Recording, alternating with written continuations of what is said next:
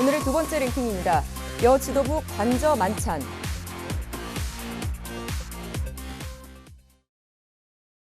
그동안 윤석열 대통령이 여러 국정 현안과 순방 등 많은 일정으로 인해서 당의 중진 의원들을 만나지 못한 만큼 인사를 겸해 당 지도부를 초청한 것입니다.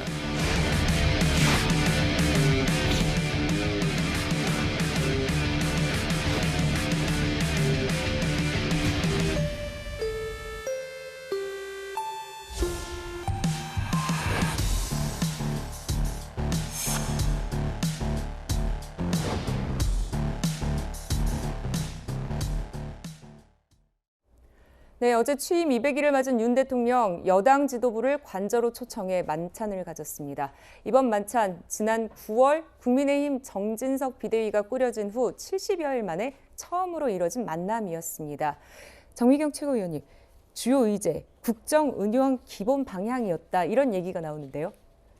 이제 앞으로 중요한 게 국조도 있지만 예산안, 네. 이게 어떻게 보면 정부와 이제 집권 여당이 가장 신경 쓰고 있는 부분일 수밖에 없거든요. 네. 그러니까 그런 부분에 대해서 이제 여당과 대통령실이 한 마음이 돼서 가야 되는 게 사실은 또 원하는 양측이 사실 또 원하는 방향이기 때문에 제가 볼 때는 이제 그런 얘기들이 아마 주로 나왔을 것 같고요. 네. 그다음에 이제 최근에 국정조사로 인해서 약간의 여당 안에서의 내부 잡음이 있었기 때문에 예. 그 부분을 어떻게 보면은 다 대통령께서 전부 다 이렇게 융화하는 그런 모습으로 이제 보여주시는 국민들께 그런 효과도 있고, 뭐 제가 볼 때는 아주 적절한 시점에서의 만찬이었다고 보여지고요. 예. 그다음에 주호영 원내대표와 대통령과는 평소에 소통이 굉장히 잘 되고 있는 걸로 지금 알려져 있거든요. 네. 예, 그렇기 때문에 또 이렇게 또 서로 포옹도 하고, 예, 그런 걸로 지금 보여지고 있습니다.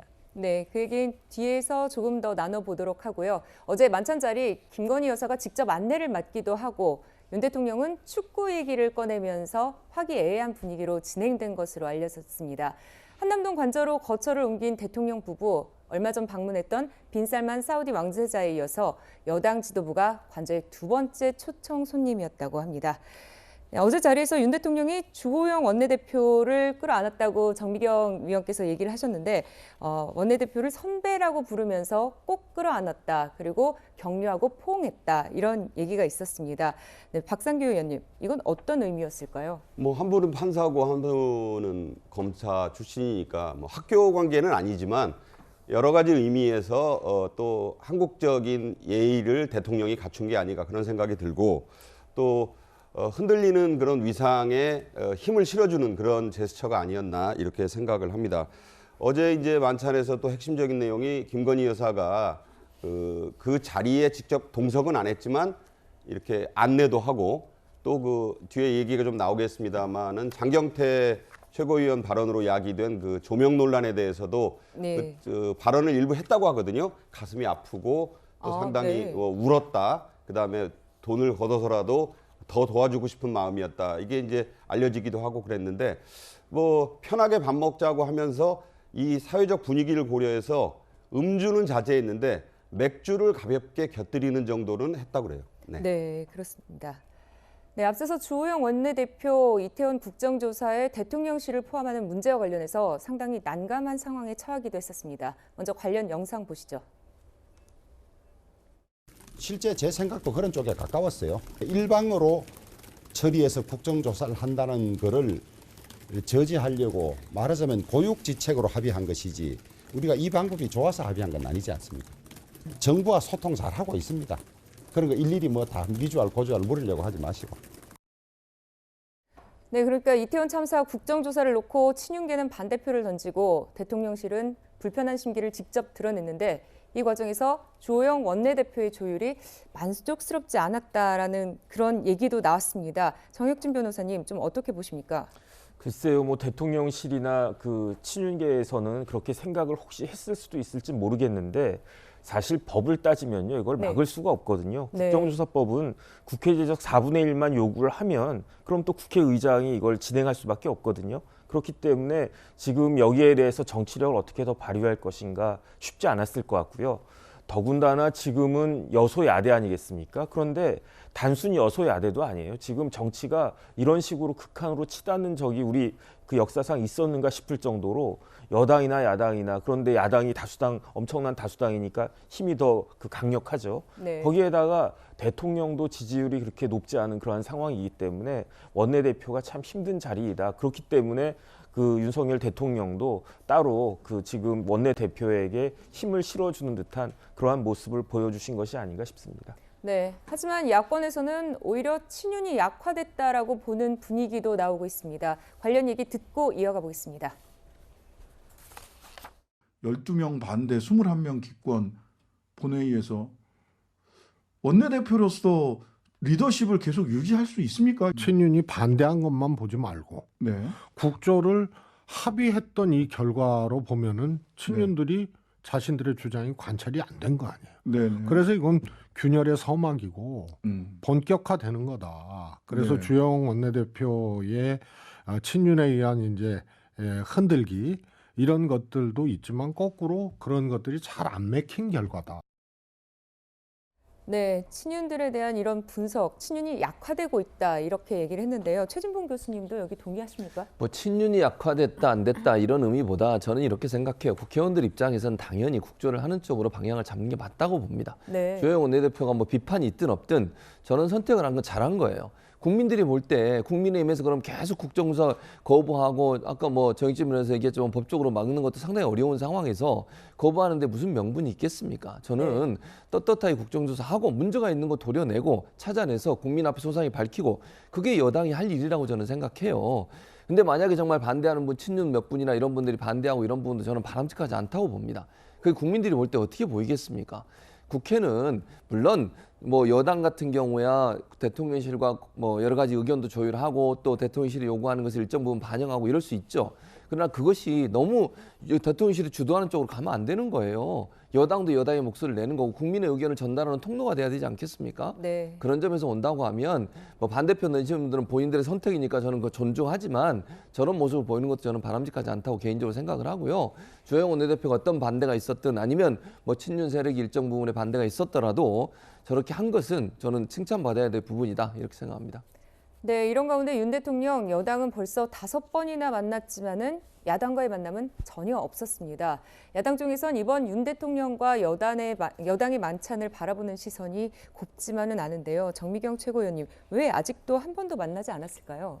그거는 민주당이 그 이재명 대표를 뽑아서인 거예요. 네. 아니 그렇게 범죄 혐의가 엄청 많고 앞으로 수사의 대상이 될 거고 그다음에 그 주변이 다 수사가 될 거라는 거 뻔히 알았음에도 불구하고 그리고 언론에서도 그때 당시에 많은 분들이 이재명 대표 절대 나오면 안 된다 당대표로 그럼 민주당과 함께 지금 그 방탄에 그 이용당하는 건데 민주당이 저래선 되겠는가 이렇게 이제 얘기들을 되게 많이 했는데도 불구하고 그 이재명 대표는 아주 본인이 나갔습니다. 기가 막힌 건 뭐냐면 그 방탄용으로 본인이 아니라고 하지만 지금 현재 보십시오. 그 오른팔 왼팔이 다 지금 구속되어 있는 상황인데 이게 지금 민주당 전체가 지금 방탄이 돼서 다 그 이재명 대표를 지금 보호해 주려고 하는 이런 상황. 결과적으로는 맞잖아요, 방탄이. 그러면 그런 가운데서 윤석열 대통령이 이재명 대표를 만나서 무슨 얘기를 할 수가 있겠습니까? 도대체 그다음에 수사의 대상이고 조만간 이제 소환돼서 조사받으실 건데 저는 정말 윤석열 대통령 입장에서 너무 난감할 것 같아요. 이게 지금 야당 대표가 이런 적이 있었습니까? 이렇게 혐의가 많은 그런 야당 대표가 저는 없었던 것 같아요. 그렇기 때문에 이거는 민주당이 자초한 거라는 생각이 들고 윤석열 대통령으로서는 굉장히 힘든 지점이 될 수밖에 없습니다. 네, 민주당이 이재명 대표의 방탄이라는 것은 민주당 내에서도 상당히 많은 얘기가 있습니다. 논란의 여지가 아직 있고요. 이렇다 보니까 윤 대통령이 여태까지 야당과의 만남을 갖지 않은 것에 대해서 이런 얘기도 나왔습니다. 들어보시죠. 후보 시절부터 지금 야당 대표를 중범죄자라고 하는 인식을 가지고 있고 대통령한테 좀 멘토가 될 만한 사람들이 그 야당 대표를 만나라 뭐 이런 조언들을 많이 했을 거 아니에요. 윤석열 대통령이 이재명이 싫다는 거예요. 제가 직접 그런 조언을 했던 분한테 아유 싫다. 인간 자체가 싫은데 그런 얘기를 들었어요. 네, 최진봉 교수님 이런 예. 상황에 대해서 좀 어떻게 보십니까? 뭐 일단 저 말씀은 또 대통령실에서 아니라고 얘기를 하니까 예. 사실은 모르겠고요. 근데 좋든 싫든 이 문제가 아니에요. 대통령의 직책과 야당 대표의 임무예요. 저는 그렇게 네. 저는 보거든요. 그래서 대통령께서는 여러 가지 상황이 있다 하더라도 정치력으로 풀어야 된다고 저는 보거든요. 그래서 가능한 한 만나시는 게 좋겠다 저는 개인적으로 그렇게 생각합니다. 뭐 대통령이 업무를 하시는 거잖아요. 지금 개인적으로 뭐 어떤 생각이 있을 수 있고 여러 가지 얘기가 있을 수 있지만 그럼에도 불구하고 야당 대표를 만나 손을 잡고 얘기도 하고 뭐 의견이 다를 수도 있고 충돌될 수도 있겠지만 그런 자리를 보여주는 것이 국민들한테 훨씬 긍정적인 효과를 가져올 거라고 생각하고요. 네. 여야가 이렇게 첨예하게 대립된 상황에서 여야 대표가 만나서 어쨌든 대통령과 야당 대표가 만나서 현안에 대해서 얘기도 하고 나누고 이런 모습을 보여주는 것이 국민들에게도 정치적으로 안정감을 줄 수 있는 부분이다. 그래서 개인적인 사적인 감정 이런 거 다 치우시고 저는 대통령이시기 때문에 야당 대표를 만나야 되는 거예요. 네. 그런 차원에서 접근하는 게 필요하지 않을까 이렇게 생각합니다. 네. 박성규 의원님. 유인태 전 의원의 경우에는 야당에도 지인이 많고 과거 조순영 전 의원처럼 뭐 여러 가지 이미지가 합리적인 분으로 알려져 있습니다. 네. 그래서 발언자가 누구냐에 따라서 이 인간 자체가 싫다 저 발언의 진위에 대해서 여러 가지 그 설왕설래가 있지만 저는 적어도 유인태 전 의원이 없는 말을 지어낼 그런 성정의 정치인은 아니기 때문에 그런 말을 할 수 있다고 보고요. 또 이것에 대해서 대통령실이 그것을 공식적으로 부인하는 건 당연한 태도고 다만 여기서 볼 수 있는 것은 여야가 이렇게 물밑마저 꽉 막힌 상태로 그 교류가 없게 되면 과거 링컨 대통령에 의해서 보듯이 여소야대 전국을 풀어가는 데에는요. 집권자가 싫더라도 정치적으로 자꾸 설득하는 과정, 소통의 과정이 필요하다고 저는 보고 있기 때문에 네. 지금 앞으로도 계속 이렇게 누군가를 인간으로 물론 사람을 혐오할 수는 있죠. 검사와 피의자로 만난 게 아니라 대통령과 제1야당의 거대 여당의 대표 자격으로 서로 대할 때는 뭔가 이런 정치적인 해법을 모색하는 그런 유연함이 지금 필요한 시기가 아닌가 저는 그렇게 또 생각해 봅니다. 네, 대통령과 여당과의 만남은 여기까지 보고요. 다음 랭킹으로 가겠습니다.